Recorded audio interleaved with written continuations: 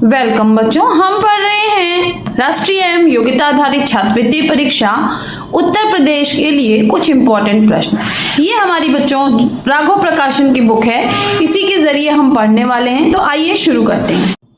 Welcome बच्चों, हम पढ़ रहे हैं राष्ट्रीय एवं योग्यता आधारित छात्रवृत्ति परीक्षा उत्तर प्रदेश के लिए कुछ इंपॉर्टेंट प्रश्न। ये हमारी बच्चों राघव प्रकाशन की बुक है, इसी के जरिए हम पढ़ने वाले हैं। तो आइए शुरू करते हैं। वेलकम बच्चों, आज हम सॉल्व करेंगे सोशल साइंस के कुछ क्वेश्चंस जो हमारे एनएमएस, नवोदय, अटल श्रेष्ठा सभी के लिए इंपॉर्टेंट है। तो आइए देखते हैं। गौतम बुद्ध का जन्म कहाँ हुआ था? तो गौतम बुद्ध का जन्म कहाँ हुआ था बच्चों? तो गौतम बुद्ध का जन्म हुआ था लुम्बिनी, नेपाल में। सम्राट अशोक के पिता कौन थे? तो अशोक के पिता थे बिंदुसार। हर्षवर्धन के शासनकाल में कौन भारत आया था? तो हर्षवर्धन के शासनकाल में ह्वेन सांग जो है बच्चों वो भारत आया था। ठीक है, ऑप्शन बी हम लगाएंगे, ह्वेन सांग। फिर कह रहा है कि निम्न में से कौन सिंधु घाटी सभ्यता का सबसे महत्वपूर्ण बंदरगाह था? तो बंदरगाह कौन था बच्चों? लोथल एक बंदरगाह था जो गुजरात में है। फिर कह रहा है कि बुद्ध को महापरिनिर्वाण कहाँ प्राप्त हुआ, यानी उनकी मृत्यु कहाँ हुई? तो उनकी मृत्यु हुई है कुशीनगर, उत्तर प्रदेश में। प्राचीनतम स्मृति है, तो प्राचीनतम स्मृति कौन सी है बच्चों? मनु स्मृति सबसे प्राचीनतम स्मृति है। देखिए ये सब आए हुए क्वेश्चंस हैं 2020-19 में। प्रसिद्ध पुरास्थल भीमबेटका स्थित है, तो भीमबेटका कहाँ स्थित है? तो भीमबेटका स्थित है बच्चों मध्य प्रदेश में। ठीक है, फिर कह रहा राज तरंगड़ी की रचना किसने की थी? तो राज तरंगड़ी किसकी रचना थी बच्चों? कल्हड़ की। तो ऑप्शन ए लगाएंगे हम।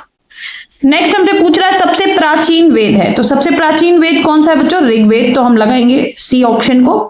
बोरोबुदुर स्तूप कहाँ स्थित है? तो बोरोबुदुर कहाँ स्थित है बच्चों? जावा यानी इंडोनेशिया में। अभिज्ञान शाकुंतलम के रचयिता कौन है? तो अभिज्ञान शाकुंतलम के रचयिता कालिदास हैं। मूलतः रामायण किस भाषा में लिखी गई थी? तो मूलतः जो रामायण है बच्चों वो हमारी लिखी गई थी संस्कृत भाषा में। किसमें? संस्कृत भाषा में। शक संवत किसके द्वारा प्रारंभ किया गया था? तो शक संवत जो है वो कनिष्क के द्वारा प्रारंभ किया गया था। अर्थशास्त्र के लेखक कौन है? तो अर्थशास्त्र के लेखक हैं कौटिल्य। ठीक है, हर्ष ने अपनी राजधानी कहाँ स्थापित की थी? तो हर्ष ने अपनी राजधानी स्थापित की थी कन्नौज में। कहाँ स्थापित की थी बच्चों? कन्नौज में। मोक्ष का अर्थ है, मोक्ष का क्या अर्थ होता है बच्चों? जन्म एवं मृत्यु के चक्र से छुटकारा। बोध गया स्थान पर गौतम बुद्ध को क्या हुआ था? ज्ञान प्राप्त हुआ था। सिंधु घाटी सभ्यता थी कैसी? तो नगरीय सभ्यता थी बच्चों, ग्रामीण नहीं थी। बच्चे ग्रामीण लगा देते हैं, नगरीय थी, वो पूरा नगर था, शहर था। चाणक्य अपने बचपन में किस नाम से जाने जाते थे? तो चाणक्य जो हैं वो अपने बचपन में बच्चों विष्णुगुप्त के नाम से जाने जाते थे। सत्यमेव जयते शब्द किस उपनिषद से लिया गया है?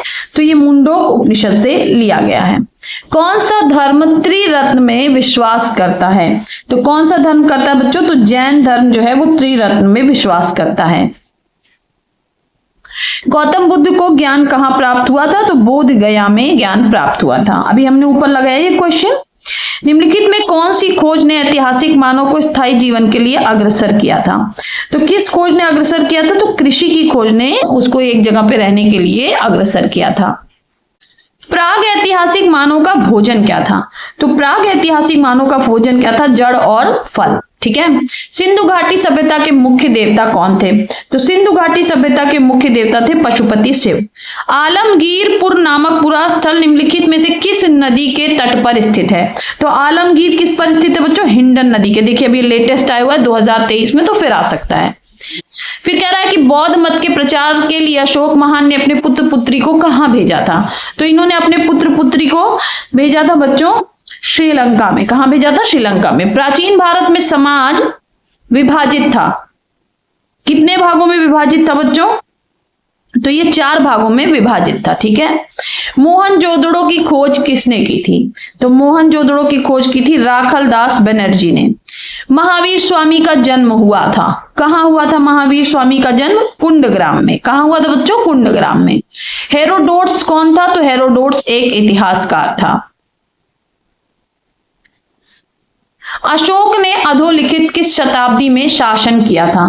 तो अशोक ने बच्चों शासन किया था 3री शताब्दी ईसा पूर्व में। ठीक है, फिर आता है हमारा वाराणसी अधोलिखित किस महाजनपद की राजधानी थी?